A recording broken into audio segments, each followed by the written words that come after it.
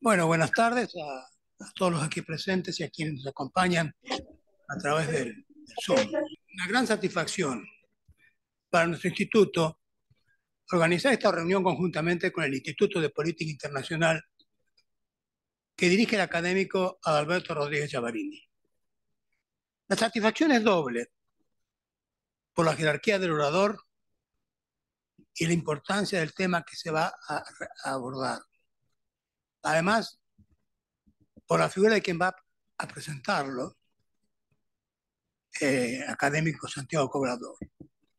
Y por combatir esta responsabilidad con el director de política del Instituto de Política Internacional, a quien me une una entrañable amistad, fruto de incontables años de compartir responsabilidades mayores en etapas de consolidación de nuestra democracia, siempre ella jerarquizada por su gran capacidad intelectual y su inconmensurable lealtad.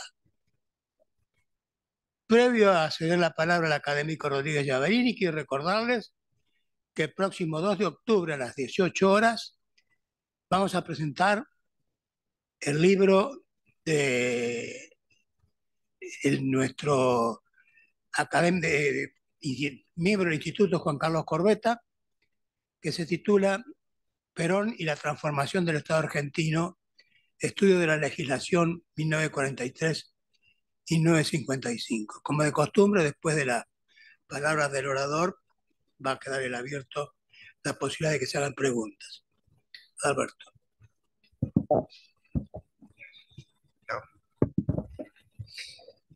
Buenas tardes a todos.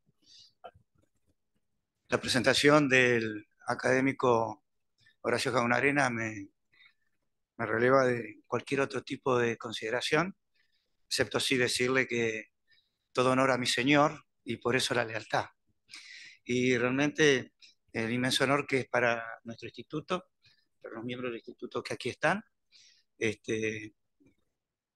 quienes agradezco la presencia, el flamante presidente del Consejo Argentino para las Relaciones Internacionales, entre otros, el doctor Santibáñez, y realmente está ante un académico, futuro académico, calculo que en algún momento, y al mismo tiempo con Santiago Kovadlov, que evidentemente para todos nosotros es un referente indispensable. Horacio habló de la consolidación de la democracia. Eso lo vivimos con él desde sus comienzos, también con Santiago, pero me parece que eso es una tarea que nunca va a acabar y que en estos días tenemos que continuar con mayor ahínco. Así que brevemente quiero decir también que es de la máxima importancia su presencia, doctor. El tema de la situación en el Estado de Israel, a nosotros como nación nos compromete, y a este instituto en particular, habida cuenta que estamos hablando de la democracia modélica en Medio Oriente, de un Estado joven, de un Estado que muchos consideran modélico en todo el sentido de la palabra, algunos que tenemos formación económica inclusive en lo que ha sido las soluciones. Situaciones tan similares a la Argentina y soluciones que podemos claramente tratar de imitar por bien de la República. Así que realmente le agradecemos muchísimo y esto seguramente va a pasar a los anales. Muchas gracias. Gracias, señor presidente del Instituto de Filosofía Política. Gracias al señor presidente del Instituto de Relaciones Internacionales, a todos ustedes, directa e indirectamente presentes en este encuentro, con el que me atrevo a iniciar esta breve presentación del licenciado Julián Schlinderman. Queremos honrar el pensamiento, es decir, traer a esta mesa la reflexión sobre un tema que está sujeto a las tensiones de un debate incesante en el cual el intento de discernimiento objetivo, que no le resta perspectivas ni posibilidades a la complejidad, se ve permanentemente enfrentado al acecho de las ideologías. En consecuencia, creo que la presencia del licenciado Julián Finderman, que es además un amigo mío de hace muchos años, con quien compartimos el estudio de la cultura judía desde perspectivas complementarias, él desde las ciencias políticas y de la literatura, y yo desde la filosofía y la literatura, y hemos tenido siempre un intercambio constante, desvelado, apasionado, tratando de matizar nuestro pensamiento cuando a veces se hace muy difícil. Lo cierto es que hoy está aquí con nosotros Julián Schwinderman, que es escritor, analista político internacional, especializado en asuntos de Medio Oriente, es profesor titular de la materia política mundial en la carrera de Relaciones Internacionales en la Facultad de Ciencias Sociales de la Universidad de Palermo, en la Argentina, y profesor invitado en la Universidad Hebrea de México. Es editor de Coloquio, la revista insignia del Congreso Judío Latinoamericano. Es autor de 4 libros de historia y de una biografía novelada. Tiene un blog en The Times of Israel, una columna en la Radio Universidad de Córdoba y colabora con Infobae y Perfil. Sus artículos han sido publicados en The Washington Times en Estados Unidos, en Clarín, El País de Uruguay, La Prensa de Panamá, en Página 7 de Bolivia, en Foreign Affairs de Latinoamérica, en México y La Razón de España. Esto entre otros. Ha sido entrevistado por France 24, Francia 24 en español, por la CNN en español, por la RT en español de Rusia, por la TV7 de Helsinki, Finlandia, y por la 124 News en español de Israel y la NTN 24 de Colombia también, entre otros medios.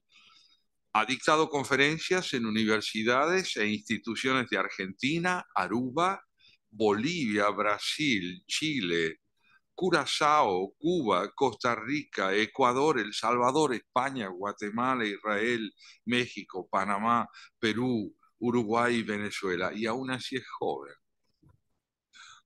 Lo cierto es que fue columnista del Miami Herald en Estados Unidos, director ejecutivo del United Nations Watch de Suiza, docente del Seminario Rabínico Latinoamericano y comentarista en varios programas radiales de Argentina. Su licenciatura es en Administración por la Universidad de Buenos Aires y cuenta con una maestría en Ciencias Sociales de la Universidad Hebrea de Jerusalén. Es miembro de Profesores Republicanos. Mucho más podríamos decir ya no en un orden enumerativo, pero vamos a cederle la palabra para que ustedes puedan compartir con nosotros la alegría de contar con él en una tarde de reflexión. Julián, la palabra es tuya. Bueno, muchas gracias, Santiago, por esta introducción. Ante todo, muchísimas gracias a la Academia Nacional de Ciencias Morales y Políticas por recibirme, al doctor Horacio Arena por la invitación, junto con el doctor Alberto Rodríguez Giavarini, de los respectivos institutos de Filosofía Política y de Política Internacional. Gracias a quienes están aquí presentes de manera presencial y caras amigas, y también a quienes están allí de manera virtual. Bueno, el tema que nos convoca, como el doctor Rodríguez Giavarini mencionaba, es un tema de una trascendencia internacional. A priori, cuando uno lo observa, puede imaginar un problema localizado, porque es un problema, hasta uno podría advertir quizás de tinte legalista, doméstico, que debiera ser más una discusión entre juristas, entre mentes legales que discuten una reforma judicial, teóricamente, idealmente, de manera desapasionada, buscando el bien común. Pero no se ha dado de esta manera, y de hecho, el modo en que se planteó, la velocidad a la que se avanzó y el impacto que generó terminó ocasionando una gran zozobra dentro de la propia sociedad israelí, con un impacto que puede verse en términos regionales e incluso en términos internacionales, y ahora por supuesto voy a justificar esta afirmación. Primera aclaración es que no soy abogado y no soy jurista, de manera que el análisis va a estar centrado en la dimensión política de la reforma judicial. Voy a presentar algunos trazos de índole general para entender de qué va esta reforma, pero no para analizarla legalmente o jurídicamente, sino para entender qué impacto político ha tenido en una sociedad que hoy está profundamente polarizada a partir del inicio de esta iniciativa. Entonces, bueno, a grandes rasgos, ¿qué es lo que propone esta reforma judicial y por qué se propone? ¿Y por qué en este momento? Creo que son algunas de las primeras preguntas que uno puede buscar intentar responder. Me voy a centrar en 4 elementos centrales de esta propuesta, que son la llamada anulación legislativa de fallos de la Corte, la ley de la razonabilidad, el comité de selección de jueces y el papel que deben tener o no los asesores legales estatales. Salvo este último punto, los otros 3 de alguna manera tienen una mirada que puede ser aplicada universalmente en un montón de países, que tienen una tensión a veces entre su sistema de Corte Suprema y el poder político, que dependiendo del tinte del poder político puede buscar un avasallamiento. La anulación legislativa de fallos de la Corte significa lo siguiente. Básicamente lo que el gobierno plantea es que jueces de la Corte Suprema que no son electos popularmente no deberían tener potestad de anular leyes del Poder Ejecutivo que en una democracia asume de manera a través del voto popular. Entonces el planteo es esencialmente de una degradación de la idea de la independencia de la Corte sobre la base de la no electibilidad democrática de sus integrantes. Entonces lo que plantea es que debería existir la potestad del Parlamento de anular fallos de la Corte, bajo la premisa de que los políticos fueron electos democráticamente y reflejan el voto popular y no así la Corte Suprema. Este es uno de los elementos que más escándalo causó en la oposición y en la sociedad civil. Lo causaría en cualquier democracia, pero estrictamente en la israelí, por la naturaleza del tipo de democracia que tiene, fue especialmente conmovedor, porque es una democracia parlamentaria, no presidencialista como la Argentina, donde se vota el candidato, como lo estamos viendo en estos momentos, y luego el candidato que más votos tiene es quien gobierna con su partido político. En el caso de Israel no es así. Se vota al partido, por supuesto presidido por un determinado líder, y luego este líder tiene que lograr una negociación de coalición para obtener la mayor cantidad de bancas en el Parlamento que le permitan gobernar. En el caso de Israel, sobre 120 bancas, tiene que tener 61 de mayoría para poder formar la coalición. ¿Esto qué significa en términos de lo que estamos conversando?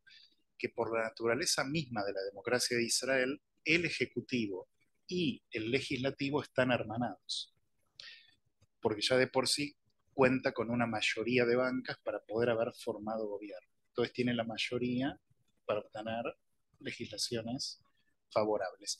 Siempre se dan votaciones, porque en este caso, por ejemplo, hay 64 bancas del gobierno sobre las 120.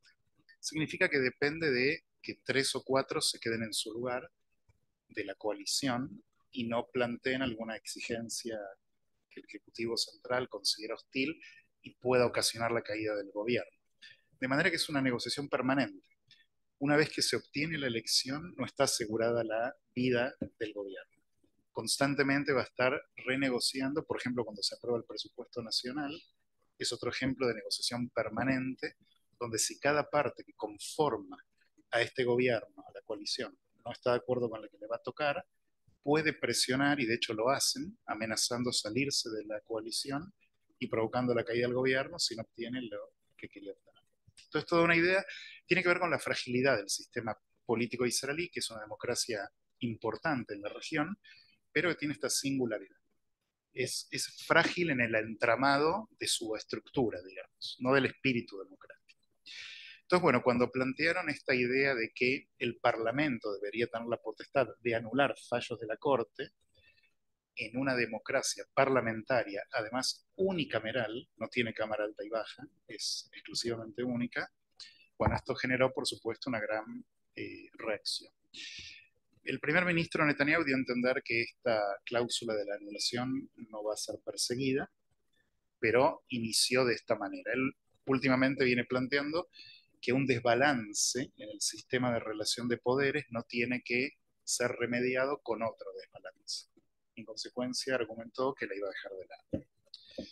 Bueno, otra tiene que ver con la llamada ley de razonabilidad, que es la contraparte de esta.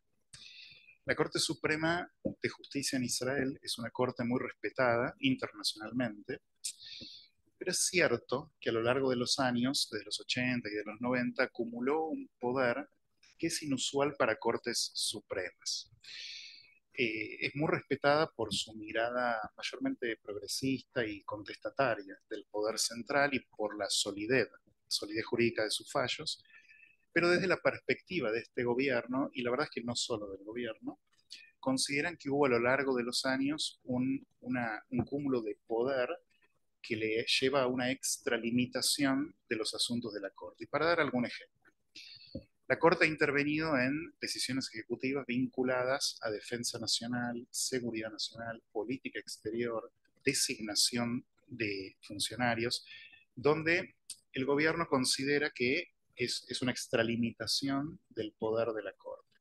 Entonces, lo que buscó hacer con esta llamada ley de razonabilidad es acotar un atributo que tomó esta Corte, que no le fue dado en su gestación, sino que con el tiempo fue adquirido, que la Corte puede argumentar que una decisión del gobierno no es razonable y derogarla.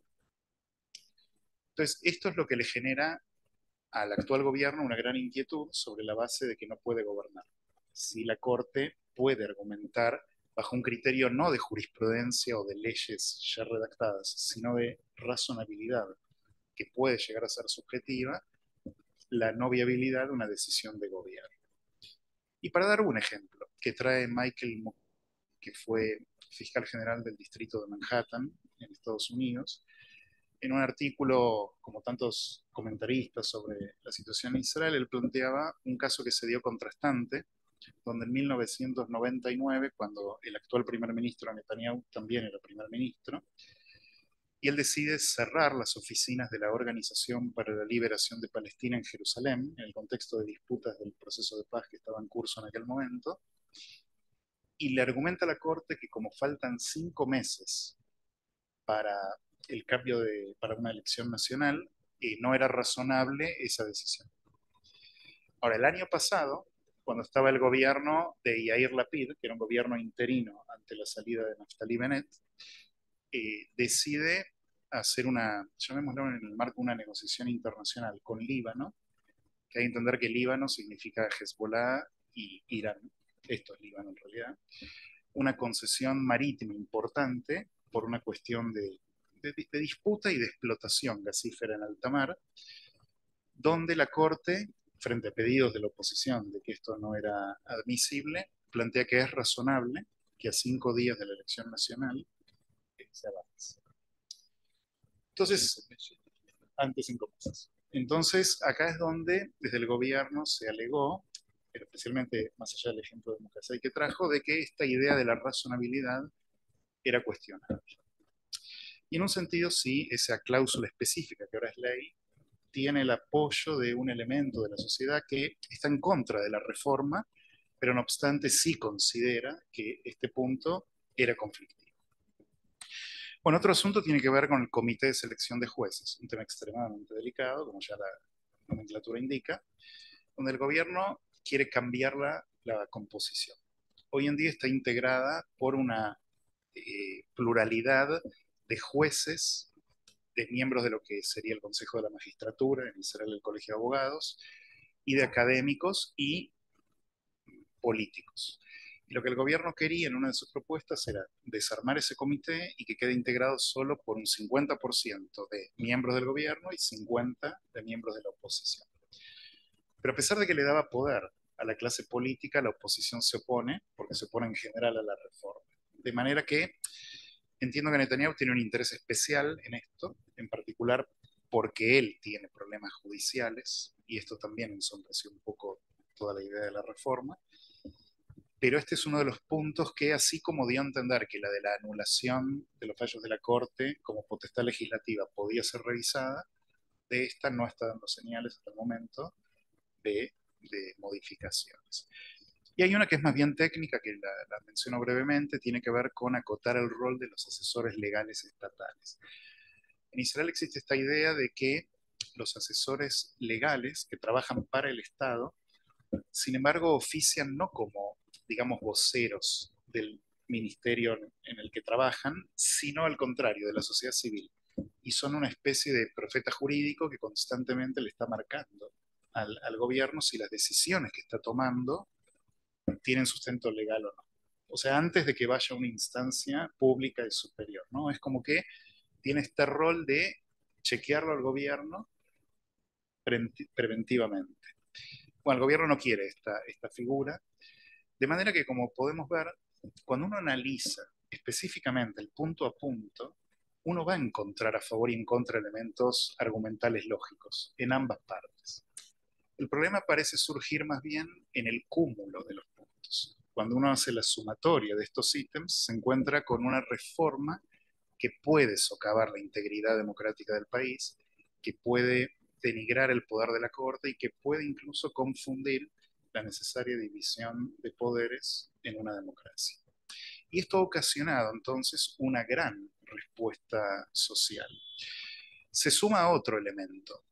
Uno ya lo mencioné, que tiene que ver con que quien lo promueve es Benjamin Netanyahu, un primer ministro con algunos problemitas judiciales pendientes. De algunos ya fue exonerado, si es la palabra, o sobreseído. De otros todavía no, algunas causas que tiene. La magnitud es más acotada a los problemas que conocemos aquí en la Argentina. Sin embargo, para la perspectiva israelí, son inadmisibles y correctamente de esa manera, ¿no? Ahora, el tema con Netanyahu es que él es el primer ministro más longevo en la historia de Israel, políticamente hablando. Superó incluso al padre fundacional, a David Ben Gurión, en años de gobierno. Y nunca antes se le había hecho un planteo de reforma judicial.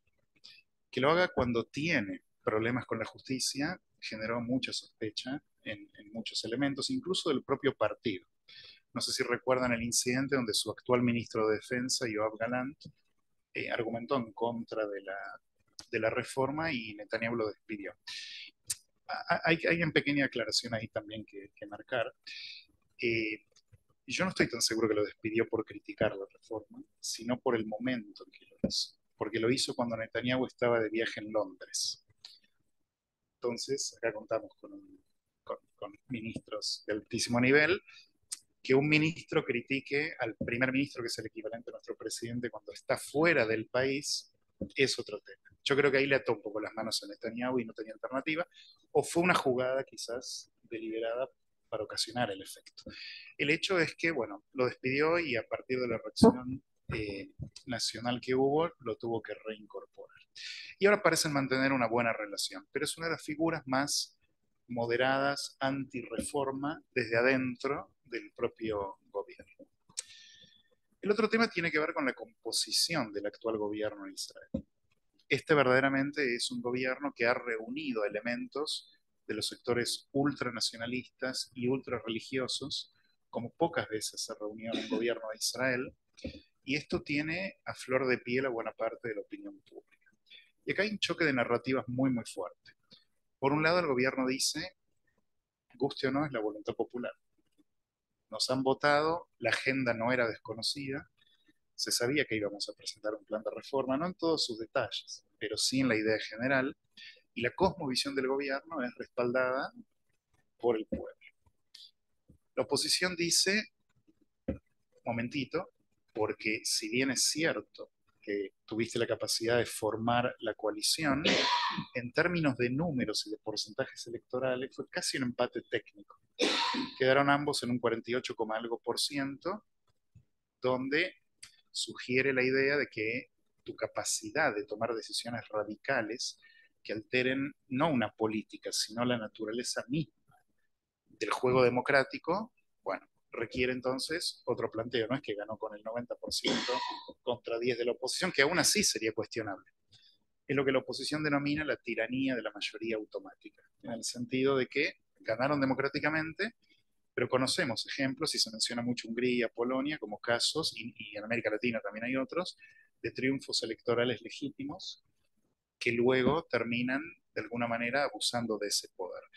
Yo no creo que Israel esté en ese camino, verdaderamente, y el ejemplo es de lo que voy a hablar ahora, por la respuesta popular, la respuesta de la sociedad civil, y cómo el gobierno fue respondiendo a esa manifestación popular.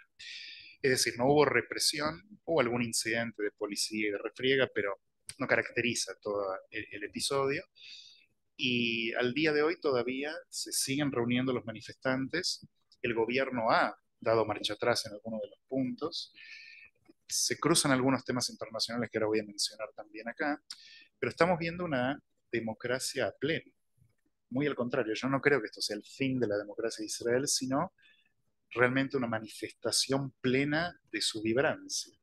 Porque efectivamente lo que vemos es por meses, ya más de 9 meses, sostenidamente cada sábado a la noche, que equivale a nuestro domingo a la noche, en Israel la jornada empieza los domingos, cientos de miles de manifestantes que se reúnen en las principales plazas, lo que sería la Plaza de Mayo y otras no tan así más populares que reúnen mucha población, sobre todo en Tel Aviv, pero también en Jerusalén y en otras partes, donde de manera ininterrumpida, por 9 meses, todas las semanas, si hacemos la cuenta son muchas semanas, está la sociedad civil manifestándose contra el gobierno y lo hace con banderas nacionales.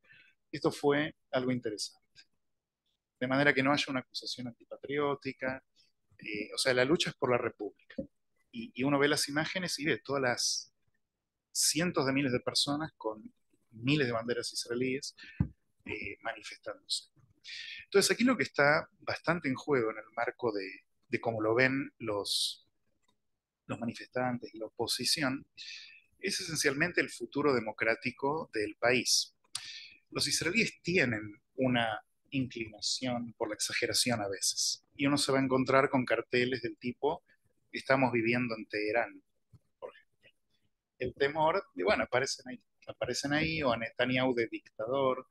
Ahora, por ejemplo, hubo acciones que uno puede cuestionar porque son fuera de Israel, y esto tiene que ver con la internacionalización de esta protesta. Netanyahu estuvo en el marco de la Asamblea General de las Naciones Unidas disertando. Y lo recibieron expatriados israelíes que viven allí o israelíes que viajaron especialmente para la ocasión, o algunos que estaban de tránsito y decidieron quedarse para el episodio, o miembros de la comunidad judía neoyorquina, donde hicieron una campaña de muy alto impacto, por ejemplo, proyectando una imagen y una frase contraria a Netanyahu en el lado del edificio de las Naciones Unidas, cuando él iba a disertar, manifestándose enfrente de su hotel, donde reside o donde tenía reuniones, o en el edificio de la ONU, y una especialmente polémica que fue cuando él se reunió con Elon Musk en California, proyectaron una imagen de un Netanyahu vestido de presidiario naranja sobre la cárcel de Alcatraz. Bueno, acá es donde, más allá de la creatividad de la oposición, puede ser cuestionada porque hay una imagen de investidura, sobre todo en el plano internacional, sobre todo en el momento que Netanyahu estaba buscando una reunión con Joe Biden, el presidente de Estados Unidos, que hasta el momento se la venía negando. Y ahora en un instante analizamos eso. Bueno, el hecho es que dentro del propio Israel se dio una situación de mucho tumulto, una gran fragmentación política y social. Hubo miembros del high-tech, que es un impulsor motorizador de la economía israelí, que plantearon que iban a mudar a sus empresas fuera del país si no había seguridad jurídica. Hubo calificadoras internacionales tipo fintech que le bajaron la nota crediticia a Israel, otras que la mantuvieron. Mientras tanto, Netanyahu anuncia acuerdos internacionales de inversión muy importantes a modo de contrarrestar esta idea de que la economía está en colapso. Hubo algo muy grave que fue cuando miembros de la sociedad, que digamos en Israel hay un sistema que es así, la población es de menos de 10 millones, tiene el tamaño de Tucumán, chiquitito el país, chiquita la población. El ejército profesional es muy pequeño. Cuando hay situaciones de guerra, o incluso cuando leemos a veces, Israel bombardeó en Siria, en el aeropuerto, una base de Hezbollah o lo que fuere, esto lo hacen personas que ya dejaron de estar en el ejército, que ya cumplieron sus 3 años obligatorios como hombres y 2 como mujeres, y que son llamados a prestar lo que se llama Miluim, que es un servicio voluntario de 30 días en el año. O sea, toda la sociedad. En situaciones de guerra, por ejemplo, si suena una alarma en este momento, tendríamos que ir todos al ejército a defender la Argentina. Este es el equivalente literal. Tienen que abandonar sus negocios, sus trabajos, sus claustros académicos e ir al frente literal. Por eso la famosa guerra del Yom Kippur, que hoy se cumple en estos días 50 años, fue tan por sorpresa para Israel. En una época pre-internet, pre-WhatsApp, televisores apagados, radio apagada, movilizar a la sociedad que estaba en los templos llevó un tiempo, entre otros factores, por supuesto, ¿no? Entonces, muchas de estas personas, no representativas en números estadísticos, pero sin embargo simbólicamente sí, han planteado que no iban a servir de manera voluntaria en un ejército que se podía transformar en herramienta de un gobierno no democrático. Y esto tuvo una implicancia regional muy grave, porque los enemigos de Israel empezaron a prestar atención. Empezaron a tratar de entender qué significaba, en términos de cohesión nacional y de fortaleza nacional, que un bastión tan fundamental de la defensa, que siempre aglutinó a izquierdistas, derechistas, laicos religiosos, ashkenazim, sefaradim, hombres y mujeres, gays y heterosexuales, lo que sea, estaba de alguna manera frágil. Y de hecho hubo implicancias. Yo publiqué una nota en Infobae, lo menciono para no leerla aquí, para quien la quiera googlear y ver, analizando cómo en particular en Irán se estaba leyendo esta situación. Y efectivamente, desde el máximo líder supremo Ali Khamenei hasta referentes de Hezbollah, con el líder Hassan Nasrallah desde el Líbano o donde sea que esté, incluso los principales portales y diarios oficiales, son todos oficialistas, pero algunos son más oficialistas que otros. Algunos de alguna manera trasladan la voz del líder supremo más que otros. Bueno, todos ellos en su conjunto presentaban la idea de que Israel estaba debilitado, que iba camino a su destrucción y de que es un momento para poder aprovechar. Y una nota de Reuters planteaba que jamás el movimiento fundamentalista palestino en Gaza, que es aliado de Irán en este momento, y el gobierno de Irán parecían adoptar la idea de que había que dejar que Israel estalle solo en 1000 pedazos, bajo la máxima que cuando tu enemigo está cayendo, quédate quieto, pero que Hezbollah sí tenía la idea de que había que explotar la situación, capitalizarla. ¿Y qué significa capitalizar esa situación? Y este es el gran tema. Puede significar cometer el gran error de atacar a Israel en la creencia de que el país está débil. Ahora, hasta el momento el precedente marca que en situaciones de guerra los israelíes se aglutinan, dejan de lado sus diferencias y van a la defensa nacional. De manera que es probable que así ocurriese también, salvo algunos renegados específicos, y esto significaría una gran guerra. Si Hezbollah o Hamas o Irán cometen el error de creer que este es un buen momento para iniciar una guerra con Israel. Pero esta es una de las implicancias regionales derivadas de la reforma. No es que la reforma sea responsable de esto, pero puso en marcha una serie de eventos concatenados que terminaron en que Teherán se pregunten si es un buen momento para atacar a Israel. Y para no abusar de vuestro tiempo, simplemente redondear con un punto. Esto tiene también un análisis internacional en otro área. El Medio Oriente fue transformado profundamente en los últimos años, sobre todo desde los llamados Pactos de Abraham. Los Pactos de Abraham, que fueron un acuerdo gestionado en su momento por Donald Trump desde la Casa Blanca y Benjamin Netanyahu en Jerusalén, lograron dinamizar el proceso de integración regional de Israel y acuerdos de normalización y de paz se firmaron con Sudán, con Emiratos Árabes Unidos, con Bahrein y con Marruecos. Presten atención a que ninguno de estos países tiene fronteras con Israel, lo cual da cuenta de un problema existencial, histórico, más que territorial o político. Y ahora se está buscando que Arabia Saudita se incorpore o se cree un marco diferente, como yo creería, no que se sume a los pactos de Abraham, sino que se cree una un espacio distinto donde Arabia Saudita pueda alegar un rol especial. Y lo tiene. Lo tiene porque reemplazó a Egipto como líder del mundo árabe sunita hace tiempo, porque es el bastión de la custodia islámica de sus lugares santos en Meca y Medina, y porque verdaderamente es un país que, en virtud de este doble rol de árabe e islámico, podría facilitar la integración de Israel en el mundo musulmán también, más allá del mundo árabe mesooriental. Israel históricamente tuvo que lidiar con tres círculos digamos, de confrontación. El palestino-israelí, que ha tenido un desplazamiento de la lucha laica a la fundamentalista islámica, desde la OLP hacia el Hamas, la Jihad Islámica Palestina y otros grupos. Por otra parte, el árabe israelí, que está bastante contenido. Si prestamos atención, en 1948, 5 países árabes atacaron a Israel. En 1967 lo hicieron 3.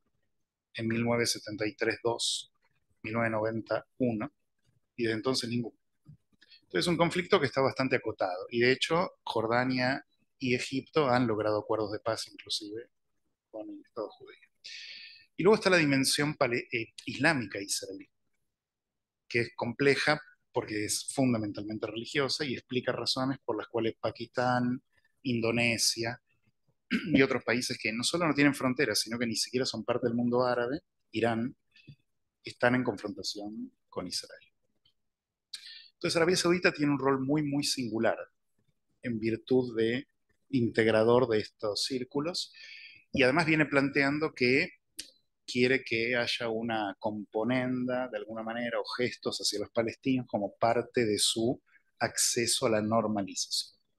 Bueno, si se va a dar o no, no lo sabemos, pero esto sí es parte del cálculo político de Netanyahu de comprender que una reforma judicial que ocasiona semejante conmoción doméstica y que daña los lazos bilaterales con Estados Unidos no sería sostenible en paralelo a un proceso de normalización con Arabia Saudita. Y Netanyahu es un pragmático. No por casualidad ha estado tantos años gobernando y les recuerdo que él tenía ganas de anexar Cisjordania en el mandato anterior y cuando se le ofreció la posibilidad de un acuerdo de paz con Emiratos Árabes Unidos, congeló la anexión y priorizó los pactos de Abraham. De manera que creo que el cálculo de él y el de Biden en este área están claros, pero es desde la perspectiva de Washington, de Arabia Saudita y de quizás el propio Israel también, como imperativo apaciguar las aguas domésticas para poder dar lugar a una integración más plena. Así que bueno, quisiera cerrar aquí mi presentación, si les parece, y abrir a preguntas o comentarios. ¿Okay? Muchas gracias.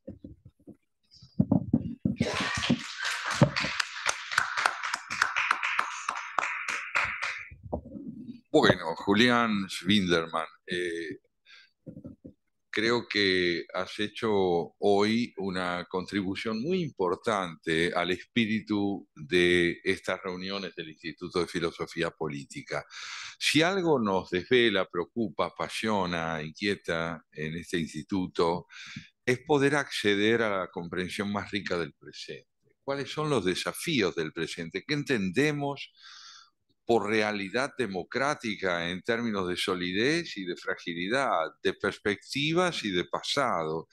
Y tu exposición llega hoy a inscribirse plenamente dentro de los temas impostergables de abordaje, y creo que nuestros dos presidentes hoy aquí, tanto el doctor Rodríguez Gamarini como Horacio Jaunarena, así lo sienten también. Yo en ese sentido te agradezco la hondura de esta contribución y la posibilidad de devolverle al abordaje de este tema una complejidad que habitualmente se ve soslayada por la prensa y por los prejuicios también. De modo que vamos a cederle la palabra ante todo a nuestros presidentes para que hagan su evaluación y luego a todos aquellos que, al igual que los presidentes, quieran emitir un punto de vista y debatir en torno a lo que hemos conversado.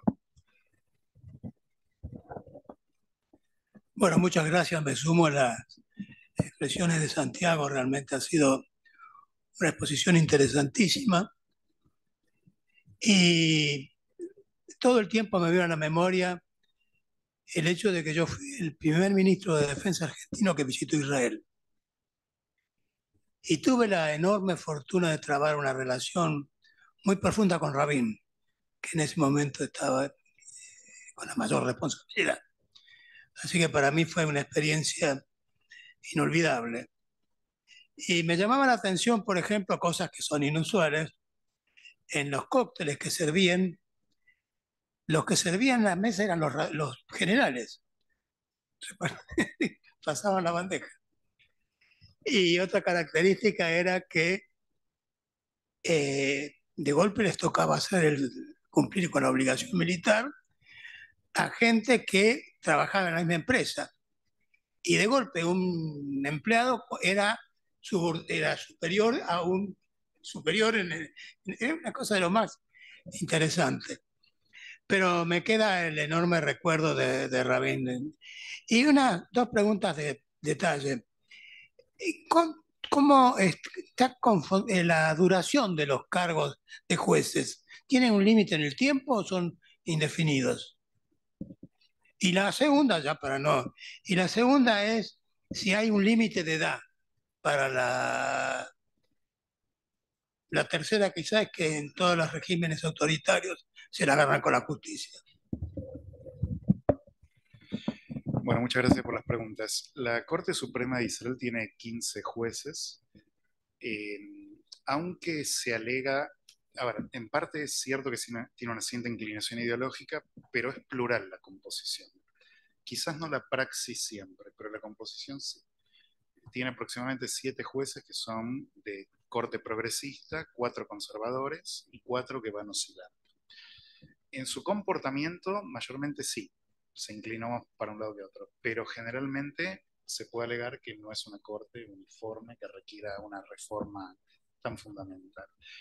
En general, no hay restricciones para edad o para jubilaciones. Ocurre sí que de todas maneras, por razones obvias biológicas, van desplazándose jueces y hay cambios. Pero no es tampoco una corte mayor, si uno mira hoy la composición, no se ve gente muy grande. También en términos de representatividad es interesante pensarla. Por ejemplo, el pueblo judío está étnicamente, digamos, dividido en dos grandes corrientes de origen, que son los Ashkenazim, aquellos que provienen de Europa, y los Mizrahim, o conocidos como Sefaradim, que son quienes surgen de la región del Medio Oriente. La población israelí es más o menos 50 y 50%. Y la Corte no tiene esta representatividad. De hecho, debe haber un solo juez mizrahi o dos, no recuerdo exacto, pero muy poco en relación a la población. Desde el punto de vista de las mujeres, sin embargo, sí. La población femenina es aproximadamente el 40% del 50% y la Corte tiene un 40% de representatividad, o sea, más o menos se da en ese caso. Y había algún otro indicador para pensar que tampoco era plenamente representativo, pero a grandes rasgos en términos ideológicos, que es lo que cuenta, sí es una corte plural. Es una corte que se ganó un respeto internacional, sobre todo por fallos de mucha solvencia jurídica, por la trayectoria propia de los jueces, que son de público reconocimiento internacional también. Es como que realmente son eminencias cada uno en su área. Pero, bueno, es inevitable estos roces con el poder político. Y si uno piensa, por ejemplo, comparándolo con Estados Unidos, como un gran baluarte de una democracia, los jueces allí no participan del proceso de selección de sus propios jueces. Es netamente politizado el caso, es el presidente que los nomina y el parlamento el que los veta o los aprueba. Y siempre es, por supuesto, un factor hoy en día es muy fuerte porque son eternos los jueces allí y en consecuencia la designación de uno de ellos joven en particular podría ocasionar una influencia muy fuerte en cosmovisión política. En el caso de Israel, los jueces sí participan de la selección de jueces, pero no son los únicos. Como dije antes, es una integración también de políticos y académicos y miembros además. ¿Responde esto a las dos preguntas? Bien, vamos a escuchar entonces al presidente. Gracias y me sumo a las felicitaciones, doctor. En el instituto, cuando tuvimos el análisis del caso de Israel, ya hace unos meses, la sensación, creo, de la opinión pública internacional y la nuestra misma, era que era un conflicto a escalar. Y hoy la lectura de los hechos permite apreciar que no fue así, sino que más bien es un conflicto que no ha desaparecido, pero que está contenido.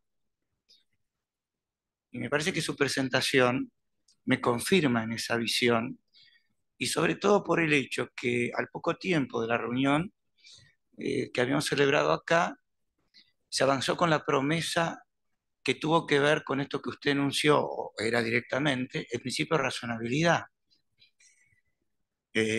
Bueno, no es casualidad el nombre, ¿no? Justamente me parece que eso fue uno de los elementos, no sé si estoy equivocado, se lo pregunto, que han sosegado, que han mitigado el grado de conflictividad, que obviamente se sigue manifestando, pero creo que no de la manera tan virulenta como la que existía, y al mismo tiempo mostró que, como bien se marcaba, como usted bien marcó, había por parte de Netanyahu una comprensión de que era una oposición casi imposible de vencer en términos internos, a lo que se sumó al poco tiempo, sería un mes y medio o dos, una enorme preocupación internacional.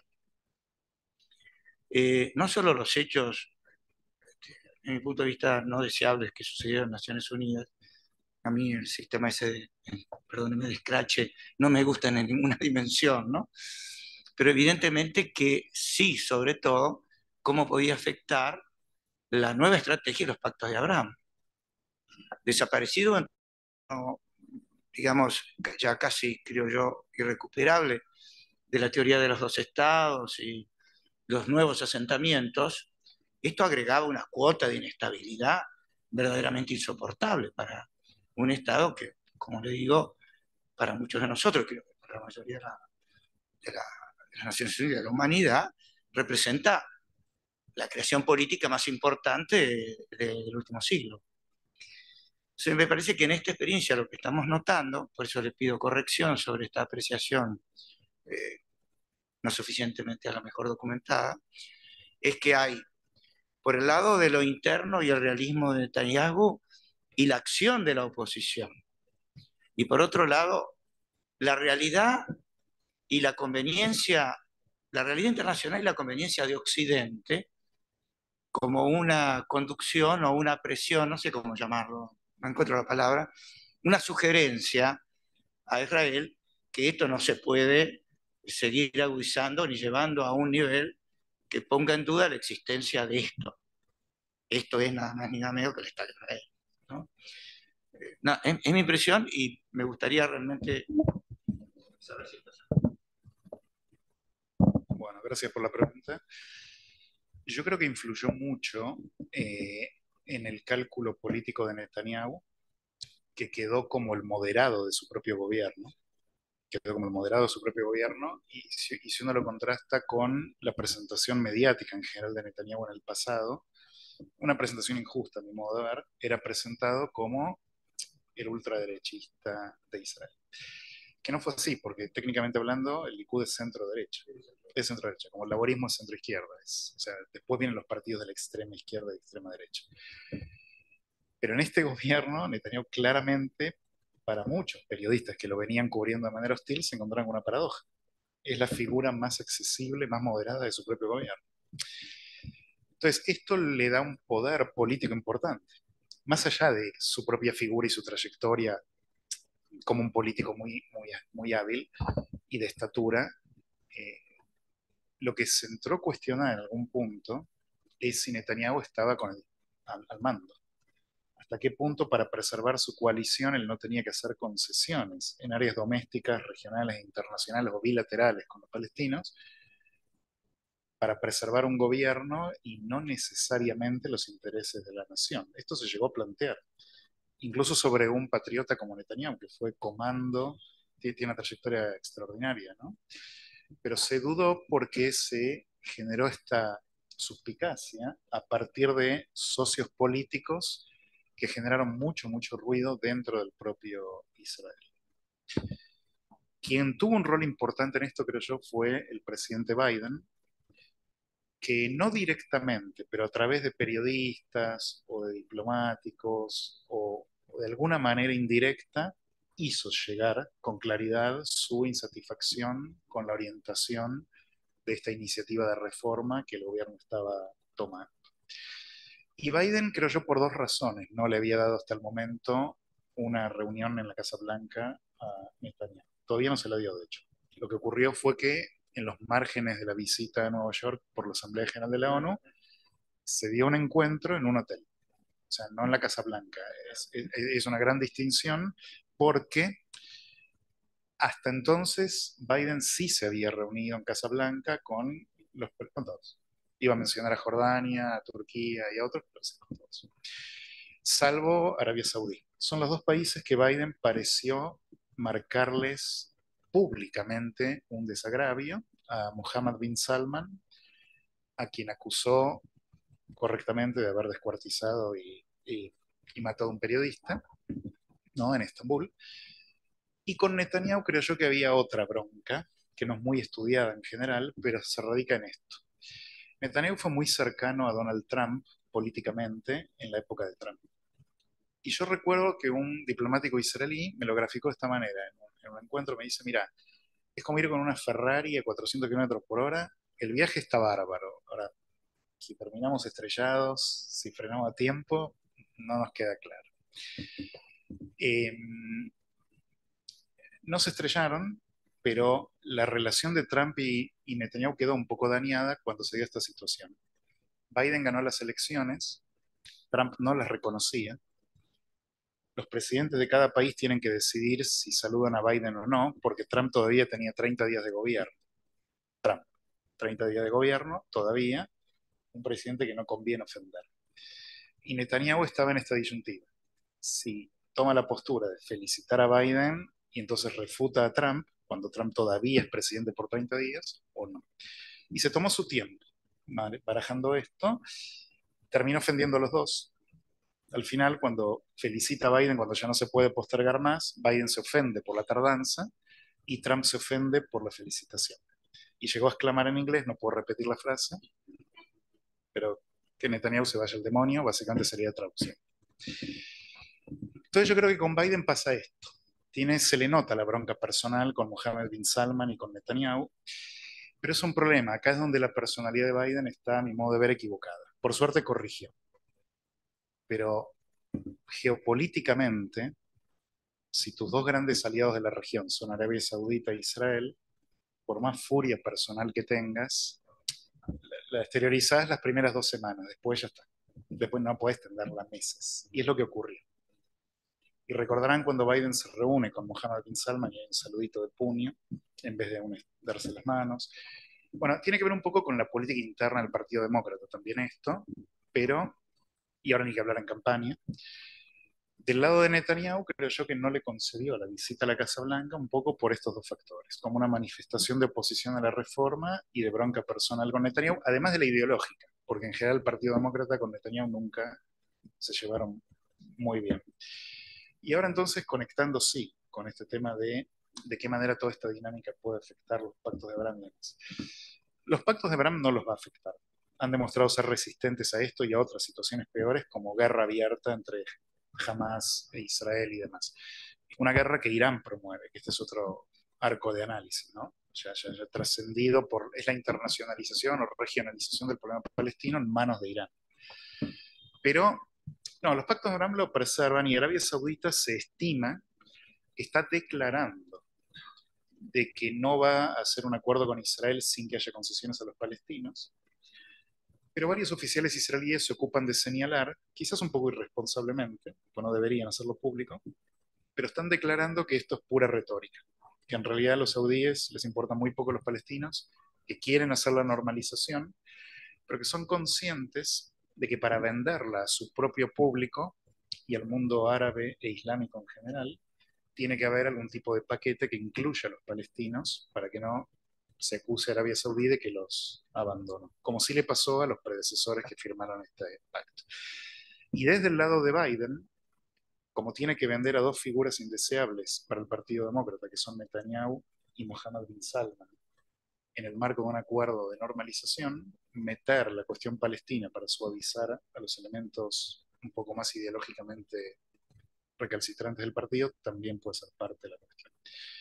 Entonces, al final está concatenado, porque las decisiones domésticas, quizás no específicamente en la reforma, pero sí con todo un clima de enardecimiento doméstico, de mucha polarización, no permiten hallar el consenso, por ejemplo, de concesiones que Netanyahu quizás es llamado a hacer en la vía palestina para viabilizar los acuerdos de Abraham. Si sus socios deciden no acompañar ese camino porque creen que no es el camino y el gobierno cae, Netanyahu necesita saber que va a tener un salvavidas en la oposición, que Benny Gantz o Yair Lapid o algún otro va a sumarse a un gobierno con él. Y acá es donde yo sí veo una falla de la oposición, de la cual es responsable Netanyahu en parte, pero también en parte la propia oposición. Netanyahu tiene fama de ser un político que no cumple su palabra, tiene un poco esta fama.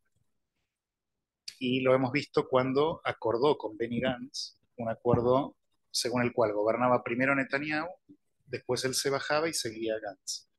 Netanyahu gobernó, cuando le tocó el turno de bajarse, tiró abajo todo el gobierno y llamó a elecciones para volver a ser electo él.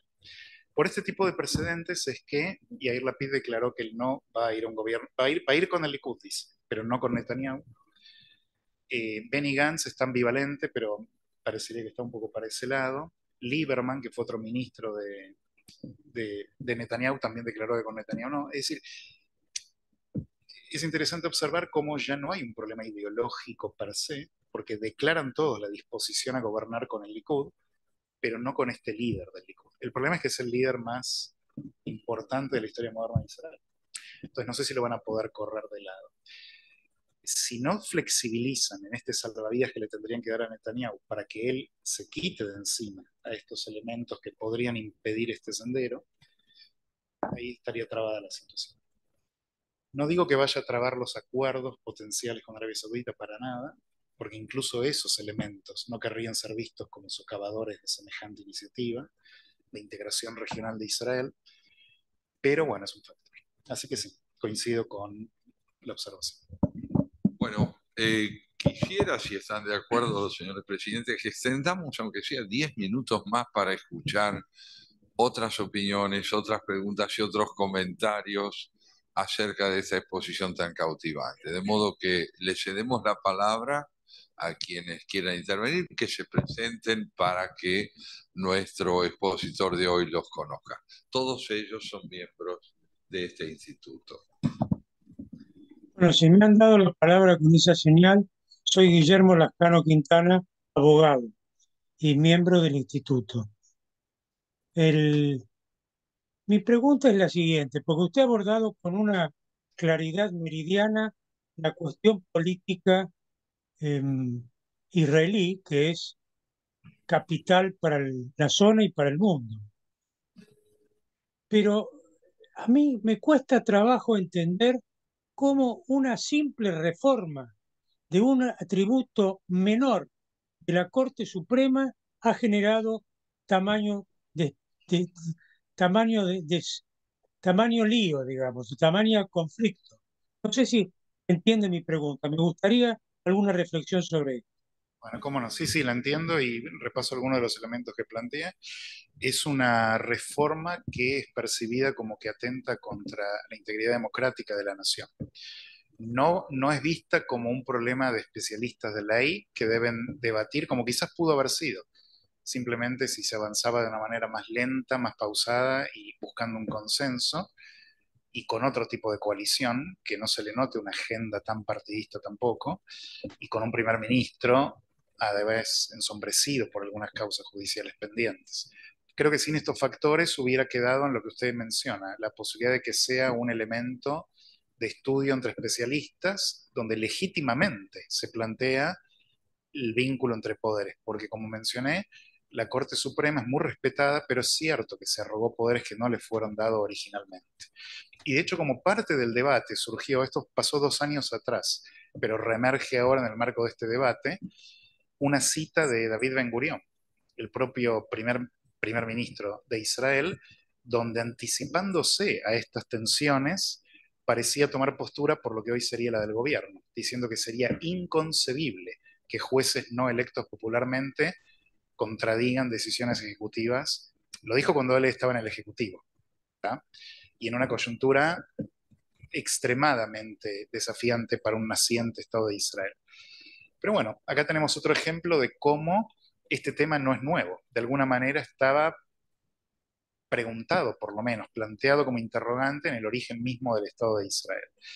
Ahora, bueno, lo que ocurre es que ya va más allá de este asunto que puedan debatir entre políticos, parlamentarios y jueces, y se transformó en un ataque a la división de poderes y, en consecuencia, al futuro democrático del país.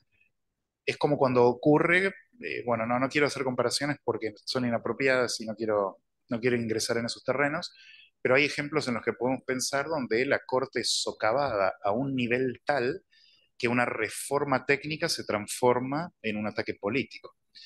Entonces, aquí un poco lo que está en juego es eso también. Muchas gracias.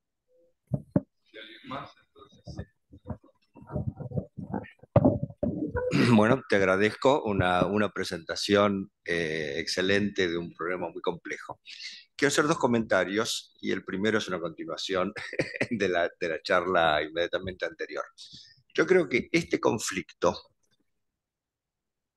es un catalista, en el sentido de que trae a la superficie tensiones muy profundas de la sociedad israelí, que se percibían, pero que ahora estallaron.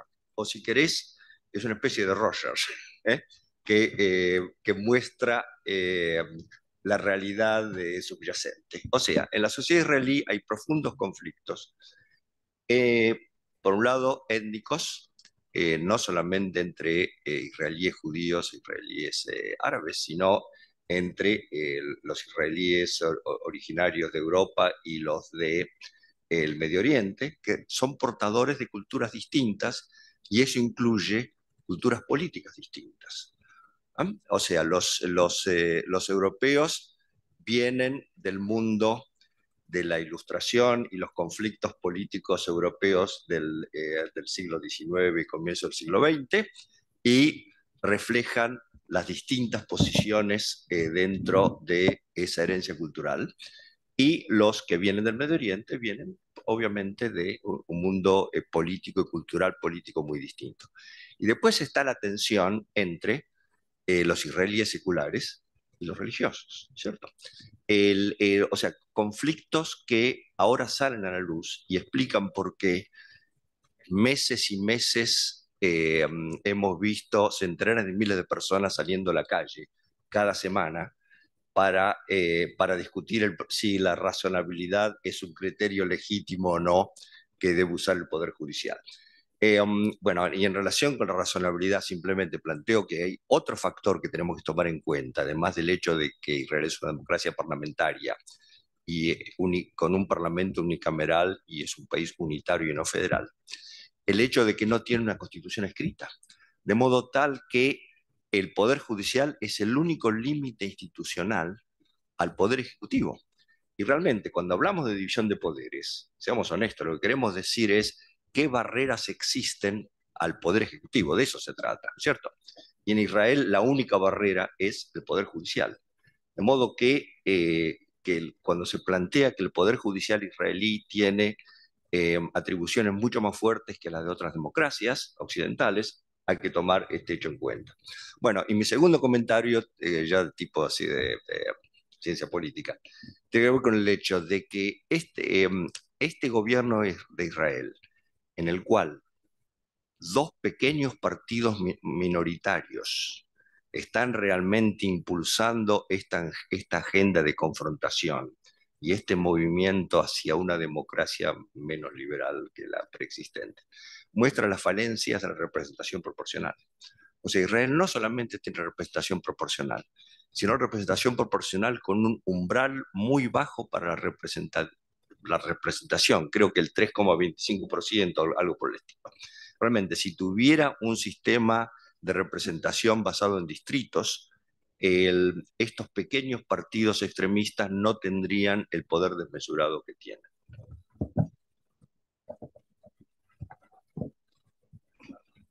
Bueno, ante todo, muchas gracias por estos 3 comentarios que quisiera comentar. Sí, efectivamente, los 3 puntos que marca son muy importantes. Fue un mea culpa no haber mencionado la falta de constitución en el sistema israelí, que es herencia del sistema británico, que fue quien gobernó la zona previo a la existencia de Israel y adopta este sistema legal. Este es su modelo. Sí tiene, sin embargo, un conjunto de leyes básicas que sirven de referencia. De hecho, la Corte, parte de las atribuciones que yo menciono que se dio, es que le dio estatus cuasi constitucional a estas leyes básicas. De manera que no es que está completamente a la deriva el país en este sentido, pero es cierto que sí, no tiene la constitución. Y considerando los desafíos que tiene, que son distintos a los de Inglaterra en muchos sentidos, sería útil. Pero a la vez, juzgando por la reacción extremadamente polarizada y encendida que tuvo la sociedad con este tema, no imagino en un momento cercano que puedan consensuar una constitución. Sobre todo porque los obligaría a pensar en otro tema que usted muy atinadamente menciona, que es la realidad de que la reforma es un epifenómeno. Sin la menor duda, es la manifestación de un fenómeno superficial, si se quiere, de otros subyacentes. Y esto usted menciona uno muy importante, que es el vínculo de laicos y religiosos. Y yo no sé cómo hermanarían un consenso los laicos y los religiosos en una constitución cuando no están logrando ni siquiera aspectos básicos a definir, como si deben ir al ejército o no, y en qué proporciones y demás.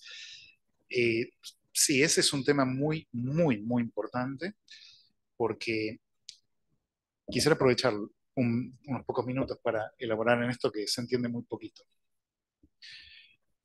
Cuando David Ben Gurión creó lo que se llama hoy en día el status quo, que gobierna las relaciones de laicos con ultraortodoxos en Israel, era una situación en donde estamos en el año 1948, 3 años después de la Segunda Guerra Mundial, donde las comunidades judías y las casas de estudio, las yeshivot, como se les conoce, donde se estudia la Torá, el Antiguo Testamento, habían sido diezmadas en Europa. Entonces Ben Gurión tuvo el criterio, a pesar de él ser un líder laico y socialista, de decir, es necesario que en el Estado judío se proteja el estudio de la Torá.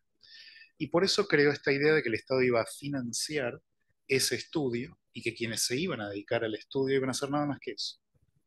No son planeros, quiero ser claro. Se dedican al estudio, están con anteojos de un aumento sideral porque realmente están todos los días discutiendo cada coma, interpretando cada palabra. Realmente no pierden el tiempo, no están vagando, están dedicados al estudio de la Torá. Pero esto significa que no son miembros productivos de la sociedad en términos de generar ingresos, participar del ejército, de la defensa nacional, pagar impuestos, lo que sea. Bueno, claro, en aquel momento, efectivamente, en aquel momento la proporción de ultraortodoxos en relación a la sociedad no es la de hoy. Y la demografía sugiere, de hecho, Israel es un país, para los países de democracia liberal, occidentales, desarrollados, es una anomalía en términos demográficos, porque todos están estancados o para abajo, e Israel crece demográficamente. ¿Pero por quién crece demográficamente? No crece por los que viven en Tel Aviv y están en high-tech, crece por los ultraortodoxos y los árabes. Estos son los segmentos de la población procreativa. Entonces, lo que los estamentos más laicos, trabajadores que hacen el ejército en Israel, que son mayormente los que están en las manifestaciones, están planteando es si cada vez va a haber más población a la que sostener económicamente, con un núcleo que no está creciendo o está decreciendo, la ecuación en algún punto va a explotar. Entonces, parte de lo que usted menciona es muy correcto. Yo sí creo que eso está debajo de esto completamente y se vio tristemente, muy trágicamente, días atrás. El pueblo judío acabamos de celebrar el Yom Kippur, el Día del Perdón. Es un día de recogimiento donde es de mucha espiritualidad. Por eso hace 50 años Egipto y Siria atacaron en este día, porque sabían de la desaprensión de la sociedad frente a un ataque. Bueno, el hecho es que en Tel Aviv se dio esta situación. Como no hay lugares dentro de todos los templos ortodoxos, piden permiso para hacerlo en la vía pública, en un lugar que se llama en Tel Aviv la Plaza Dizengoff, que es muy famosa. Es un centro, cualquier turista que va visita la Plaza Dizengoff, y se les permitía hasta el momento hacer su servicio. Iban 2000 personas en los últimos años, con una separación, un biombo que separa hombres de mujeres, porque en la ultraortodoxia, ante Dios tiene que haber una separación. La Corte Suprema, bueno, producto de peticiones que hubo este año, que surgieron recién este año, producto, creo yo, de esta polarización de reforma, determinó primero una Corte de instancia menor y luego la Corte Suprema que ese biombo es inconstitucional, digamos, que no corresponde. Pero quienes salieron a rezar pusieron el biombo, entonces la población laica fue activistas y lo tiraron abajo. El biombo era una sucesión de banderas israelíes, sigue siendo un emblema para todos los ciudadanos, y las corrieron. Pero fue un poco triste la escena de que en Día del Perdón, que se supone que es un momento de recogimiento y no de confrontación, se dio esta situación. De manera que sí, yo creo que el tema laico-religioso sí mueve mucho este asunto también debajo de lo que está en juego también. Pero, y había un tercer comentario que hizo, no recuerdo. La representación proporcional. Sí, el piso. Es verdad eso. Obviamente que ahí se da un juego democrático donde los pequeños partidos, no solo como estos, sino por ejemplo Partido Verde, el partido que quiere legalizar la marihuana, hay un montón de mini causas en Israel, hay docenas y docenas de partidos con una causa específica. Bueno, plantearían que esto no es constitucional o que no es democrático, que los corren del juego, de alguna manera. Y en rigor, los ultraortodoxos y los ultranacionalistas sí tienen un reflejo en la sociedad. Ojo, no son minoritarios. En este caso son partidos que le dieron tantas bancas a Netanyahu que le permitieron armar gobierno solo con ellos. En este caso diría que no es el ejemplo del 3,25, pero está bien lo que usted plantea. Hay una pluralidad de partidos pequeños con agendas específicas. Algunos lograron evolucionar en el tiempo. Por ejemplo, los inmigrantes rusos del partido de Lieberman emergen como un partido específico orientado a proteger los derechos de los inmigrantes rusos, que fueron más de 1 millón cuando colapsó la Unión Soviética, pero luego se transformaron en ya un partido más de la sociedad con otra gente. Así que bueno, sí, pero coincido con los 3 puntos muy importantes que ha marcado. Bueno, ¿alguien más quisiera tomar la palabra? ¿Cómo no? Bueno, primero me sumo a las felicitaciones por la tan clara exposición. Y al escuchar esto, bueno, el conflicto entre el gobierno y el judicial se da siempre y en todas partes del mundo, porque justamente el poder judicial es el que defiende a las minorías, porque si no, siempre la mayoría que tiene el 51% avasallaría al 49% restante. La pregunta es, usted recién mencionó cómo esto afecta a la población más laica. Y entonces mi pregunta es si esto no afectaría también los tratados con Arabia Saudita, etcétera, porque implicaría que este núcleo ortodoxo podría imponer su forma de ser por sobre la minoría musulmana, por ejemplo, porque no son solo los laicos. Bueno, gracias por la pregunta. La oposición o parte de la oposición lo ve de esa manera. De hecho, plantean que hay un riesgo para la protección de derechos minoritarios si hay una reforma que degrada el poder de la Corte, como aquí se mencionó también, como un bastión protector frente a la tiranía de la mayoría democrática, si se quiere. Y sí, hay por supuesto otros núcleos minoritarios de Israel. Bueno, los árabes de Israel, que se definen como palestinos hoy en día, constituyen un 20% de la población. Es una minoría grande. O sea, no es una pequeña minoría, es una gran minoría.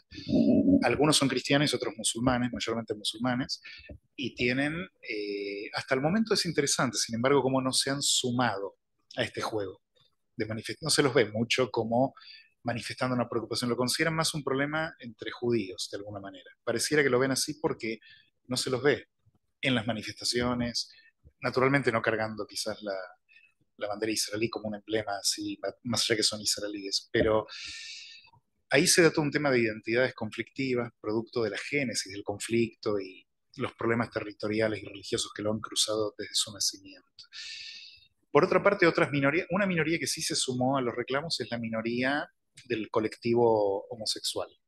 Sí se ven banderas del grupo y sí han planteado con mucha preocupación la idea de quedar a merced de una legislación que les podría ser completamente hostil a la luz de que la ultraortodoxia no es tolerante con la homosexualidad.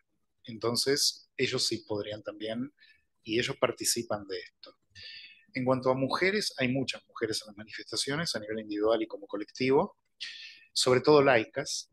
Las ortodoxas tienen más las ultraortodoxas más un criterio de aceptación del rol en la comunidad, y en consecuencia no hay mucho una exteriorización que reclame por esos derechos en la comunidad ortodoxa, dentro del colectivo ultraortodoxo. Entonces tampoco se ve mucho por ahí el reclamo. Por eso antes mencioné que de alguna manera el núcleo original de las manifestaciones ahora cambió un poco. El núcleo original fue centrista, reflejaba todos los estamentos de la sociedad, cruzaba derecha, izquierda, adultos, menores, hombres, mujeres, a punto tal que si uno lo mira es muy confuso. Netanyahu es un líder laico. Él no tiene una equipa en la cabeza, no está con los vestimentas propias de un ultraortodoxo y no lo es. El Likud es un partido laico de centro derecha. Entonces uno diría él tendría que estar de este lado de la manifestación. Naftali Bennett, su predecesor, sí tiene una equipa, un solideo en la cabeza, es un ortodoxo y sin embargo está con los que protestan contra el gobierno. Puedo dar ejemplos de Ashkenazim y de Sefaradim que también están cruzados, y de mujeres y hombres. De hecho hay una ministra, una de las más extremistas del gobierno, es una mujer, declarativamente al menos. Entonces, acá está muy, muy cruzado todo el tema de, en la sociedad, quién es el dueño de la oposición en este momento. Lo que sí percibo, sin embargo, es una radicalización de los manifestantes. Por ejemplo, bloquear el acceso al aeropuerto, bloquear las avenidas principales del país, estas manifestaciones cuando el dignatario está fuera del país. Esto ya habla de una militancia diferente a la que engendró el centro verdadero del país. Porque realmente yo tengo familiares, amigos con los que hablo, históricos votantes del Likud. No podés en la conversación mencionar a Netanyahu sin que se corte el teléfono. No se puede. Realmente hay gente histórica votante de Netanyahu. Porque realmente ha habido un cambio. Pero estoy percibiendo también que este centro de la manifestación se está corriendo un poco. Y eso sería un problema. Porque quedaría completamente ideologizado lo que en rigor es una expresión de sociedad civil muy republicana, ¿no? Pero excelente pregunta, sí. Hay muchos otros colectivos que podrían estar preocupados por el destino de una reforma, que de todas maneras creería, por el ritmo que empezó a tener de desaceleración, que no va. Porque reitero, Netanyahu por algo estuvo tantos años en el gobierno, es un líder pragmático, tiene otras consideraciones que van más allá de las agendas específicas de sus socios.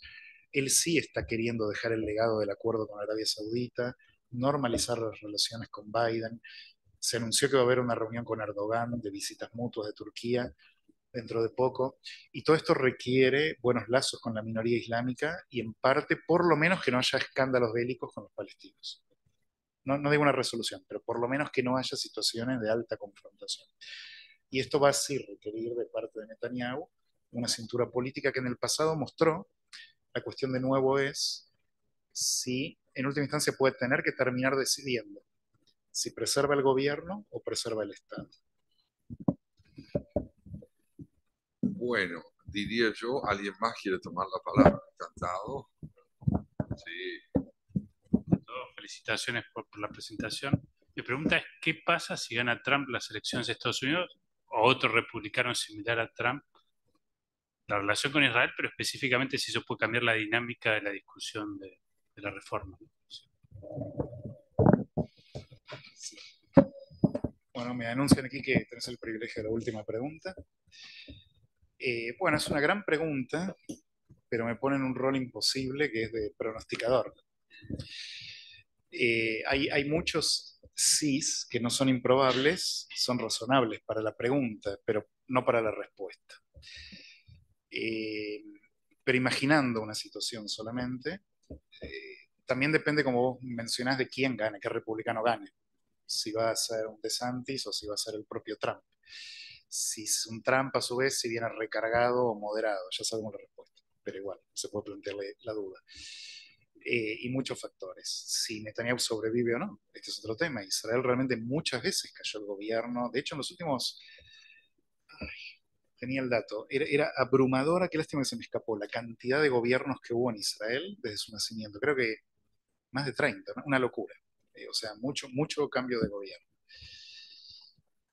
Yo diría que todo afecta a quién gobierna en Estados Unidos en la discusión doméstica en Israel, sin la menor duda. Afecta mucho. Porque Joe Biden marcó su línea respecto de lo que él considera que es tolerable o no domésticamente en Israel. Yo no estoy seguro que eso corresponde. Simplemente declaro que Biden lo hizo. Se cuidó de no hacerlo directamente, sino dejando que simbólicamente haya hechos que hablen por él, o periodistas como Thomas Friedman, por ejemplo, que es el vocero de la Casa Blanca, ya no es un columnista del New York Times, hace rato, ¿no? Entonces, me parece a mí que ahí se ocupó de dejar en claro. Un presidente como Trump no tiene estas matices, él se expresa con total libertad en cualquier momento, a cualquier hora, 5 de la mañana en Twitter, como venga, pero si llegase a declarar una especie de luz verde, que este es un tema doméstico de Israel y no de Estados Unidos, y sí, tomaría otro ímpetu, sin la menor duda. De todas maneras, falta mucho tiempo, es un año luz, te diría, para Estados Unidos y para Israel, para las políticas domésticas. La pregunta es muy válida, el problema, insisto, es articular la respuesta es más desafiante. Bueno, señor presidente, el cierre de esta reunión. Bueno, en primer lugar, y como cierre, queremos agradecerle su exposición, que no solamente fue profunda, sino que fue clara. Son dos elementos que me gusta destacar. Y estoy seguro que todos nosotros nos vamos con una visión más completa y más profunda de un tema tan importante como este, que está todavía por resolverse. Yo quisiera terminar diciéndole que al vasto currículum que leyó Santiago, le podemos agregar que usted es un amigo del Instituto de Relaciones Exteriores y del Instituto de Filosofía y Política. Muchas gracias.